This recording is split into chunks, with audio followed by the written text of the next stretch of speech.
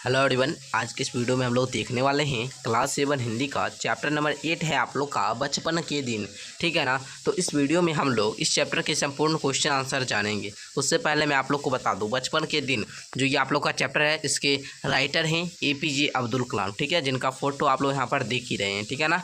तो चलिए हम लोग इसके एक एक प्रश्न को लेते हैं और बड़े मज़े से सॉल्व करते हैं। ठीक है, तो यहाँ से आप लोग का प्रश्न भी आज शुरू होता है और यहाँ पर फर्स्ट क्वेश्चन देखेंगे तो कहता है पार्ट से। ठीक है ना, पार्ट से लिया गया है। फर्स्ट है सही विकल्प चुनकर लिखिए। आप लोग को यहाँ पर 4 विकल्प दिया गया है एक क्वेश्चन का, जो सही विकल्प रहेगा उसको चुनकर आपको लिखना है। तो चलिए जी हम लोग आंसर देखते हैं। तो देखिए आप लोग को सबसे पहले फर्स्ट क्वेश्चन यहाँ पर और नंबर दिख रहा होगा। कहता है भूतपूर्व राष्ट्रपति APJ अब्दुल कलाम का जन्म हुआ था, मतलब कहाँ हुआ था। APJ अब्दुल कलाम का जन्म कहाँ हुआ था। तो आप लोग का बिहार में, उड़ीसा में, तमिलनाडु में, कर्नाटक में। तो आपको पता होगा तमिलनाडु में हुआ था। कहाँ पर हुआ था? तमिलनाडु में। आप लोग याद रखेंगे APJ अब्दुल कलाम का जन्म तमिलनाडु में हुआ था। सेकेंड क्वेश्चन कहता है रामानंद के पिता थे। जो रामानंद थे उनके पिता क्या थे, मतलब सरकारी सेवक थे, मंदिर के पुजारी थे, या किसान थे, या फिर व्यवसायी थे। ठीक है ना। तो आपको पता होगा रामानंद के जो पिता थे वो मंदिर के पुजारी थे। क्या थे? मंदिर के पुजारी थे। ख नंबर इसका राइट हो जाएगा। नेक्स्ट है अब्दुल कलाम के बचपन में कितने पक्के मित्र थे। तो अब्दुल कलाम के बचपन में 3 पक्के मित्र थे। तो इसका ख नंबर राइट हो जाएगा। ठीक है, चलिए नेक्स्ट क्वेश्चन को अब हम लोग देखते हैं। तो आगे का जो क्वेश्चन है वो यहाँ से शुरू होता है। आप लोग का सेकेंड नंबर क्वेश्चन देख ही सकते हैं। कहता है APJ अब्दुल कलाम को शिक्षा ग्रहण करने में किन किन कठिनाइयों का सामना करना पड़ा। मतलब APJ अब्दुल कलाम साहब जो थे उनको शिक्षा ग्रहण करने के लिए, शिक्षा प्राप्त करने के लिए कौन कौन से उनको कठिनाई का सामना करना पड़ा था। तो चलिए जी उत्तर हम लोग देखते हैं। तो देखिए आप लोग यहाँ पर आंसर में लिखिएगा, उत्तर में लिखिएगा APJ अब्दुल कलाम साहब को जिन जिन कठिनाइयों का सामना करना पड़ा उसके प्रमुख मतलब नीचे दिया गया है। पहला तो धर्मवाद, मतलब उनसे है ना धर्मवाद किया जाता था। ठीक है, मतलब संप्रदायवाद। ठीक है, संप्रदायवादी शिक्षक, मतलब क्या आप लोग समझ रहे होंगे। धर्मवाद कहने का मतलब कि जैसे कोई हिंदू है, ठीक है, और कोई मुस्लिम है। ठीक है ना। तो क्या अगर हिंदू का बच्चा है मतलब 30 और इसमें एक बच्चा मुस्लिम का है तो इसके साथ क्या भेदभाव किया जाएगा। धर्मवाद मतलब धर्म के, तुम मुस्लिम धर्म के हो, तुम पीछे बैठो, तुम नीचे बैठो, तुम क्लास नहीं पढ़ सकते हो, यही हुआ धर्मवाद। ठीक है, संप्रदायवादी आप लोग समझ रहे हैं, उनके शिक्षक थे। ठीक है, चलिए आगे हम लोग देखते हैं क्वेश्चन नंबर 3 को। क्वेश्चन नंबर 3 कहता है नए शिक्षक के द्वारा डॉक्टर अब्दुल कलाम को उनके मित्र रामानंद से अलग हटाकर बैठने को कहा गया। ठीक है, मतलब जो नए शिक्षक थे ठीक है ना, तो वो अब्दुल कलाम को कहते हैं कि उसके मित्र को रामानंद तुम अलग बैठो। ठीक है, शिक्षक के इस व्यवहार पर अपनी राय तर्क सहित आपको देना है। तो आंसर लिखेंगे आप लोग, हमारे राय से शिक्षक का व्यवहार उचित नहीं था, उनको धर्मवाद नहीं करना चाहिए, उनको है ना अलग अलग नहीं बैठाना चाहिए, क्योंकि इस प्रकार के व्यवहार वाले शिक्षक स्कूल में बच्चों के बीच सांप्रदायिकता, जातिवाद का विषय होते हैं। विद्यालय में सभी बच्चे बराबर हैं, वे छात्र हैं, ना कोई छात्र हिंदू होता है और ना कोई मुसलमान, ना कोई सिख और ना कोई ईसाई होता है। सभी क्या होते हैं? विद्यार्थी होते हैं। ठीक है, इस प्रकार के उच्च सोच रखने वाले ही योग्य शिक्षक होते हैं। ठीक है, ये बात आप लोगों को आंसर में लिख देना है।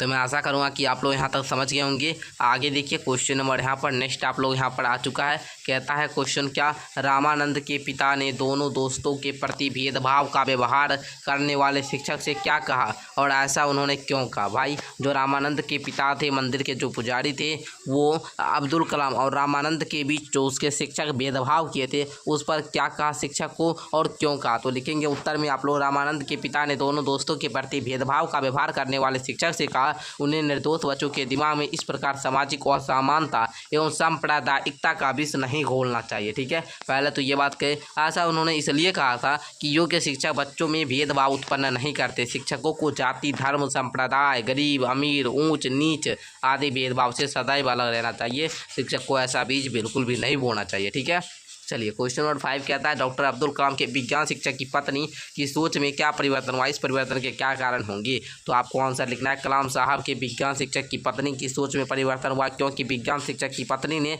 कलाम साहब को अपने रसोई में खिलाने से इनकार कर गई थी कि ये मुस्लिम है, भाई हम इसको अपने रसोई में क्यों खिलाएंगे। लेकिन बाद में पुनः उन्होंने कलाम को बुलाकर अपने रसोई में अपने हाथ से परोस कर खिलाई। ठीक है ना, ये उसमें परिवर्तन हुआ। इसका क्या क्या कारण हो सकता है, तो लिखेंगे इस परिवर्तन का निम्नलिखित कारण होंगे। ठीक है, पहले पहले तो विज्ञान शिक्षक अपने श्रीमती जी को मतलब क्या अपने पत्नी को सांप्रदायिक भावनाओं से समाज बढ़ता है का ज्ञान दिए होंगे। पहले इस भावना का उन्होंने बताए होंगे, अपने पत्नी को समझाए होंगे।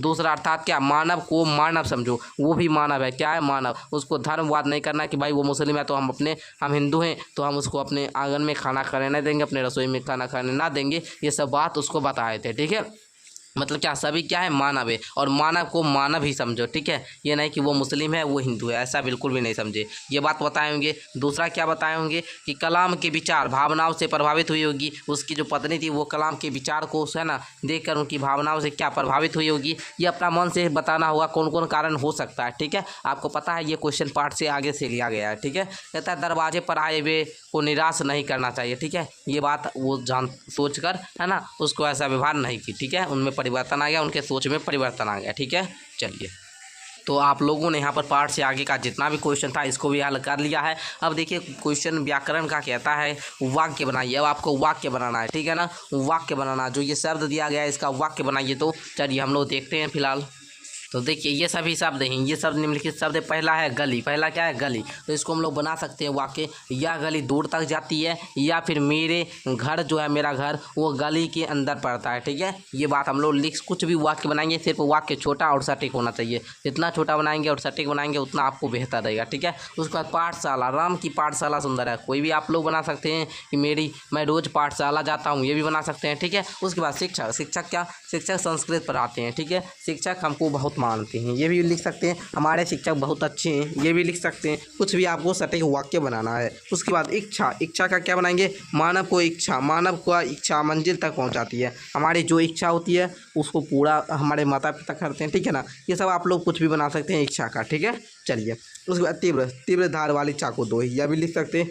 या फिर मुझे तीव्र से नहीं दौड़ना चाहिए, ये भी बना सकते हैं। ठीक है, चलिए समझ गए होंगे आप लोग। चलिए तो क्वेश्चन नंबर 2 कहता है व्याकरण का पर्यायवाची शब्द लिखिए। पर्यायवाची शब्द लिखना है। ठीक है, मतलब क्या, समान। ठीक है, जैसे में देखिए पर्यायवाची शब्द मतलब क्या, धनी, धनी को हम लोग क्या बोल सकते हैं, धनवान, संपन्न, संपत्तिवान, ये भी तीनों बोल सकते हैं ना, ये तीनों इसका पर्यायवाची शब्द हुआ। घर को गृह बोल सकते हैं, आवास बोल सकते हैं, भवन बोल सकते हैं, निवास स्थल बोल सकते हैं। तो ये सब आप लोग लिख लीजिएगा। व्यक्ति को आदमी बोलेंगे, पुरुष बोलेंगे, जन बोलेंगे, दिन को दिवा बोलेंगे, वार बोलेंगे, दिवस बोलेंगे। ठीक है, ये सब इसका क्या हुआ, पर्यायवाची शब्द। पत्नी को भार्या बोलते हैं, धागनी बोलते हैं। ठीक है, सह गामिनी बोलते हैं। ठीक है, जो साथ में क्या सभी दुख को क्या करे, हर ले। ठीक है, मतलब साथ साथ हमारा साथ निभाए, उसको सहगामिनी बोलते हैं। ठीक है, तो आप लोग समझ गए होंगे। ये पूरा चैप्टर का जितना भी क्वेश्चन था मैंने एक एक क्वेश्चन को आपको अच्छे तरीक़ा से समझाने का प्रयास किया।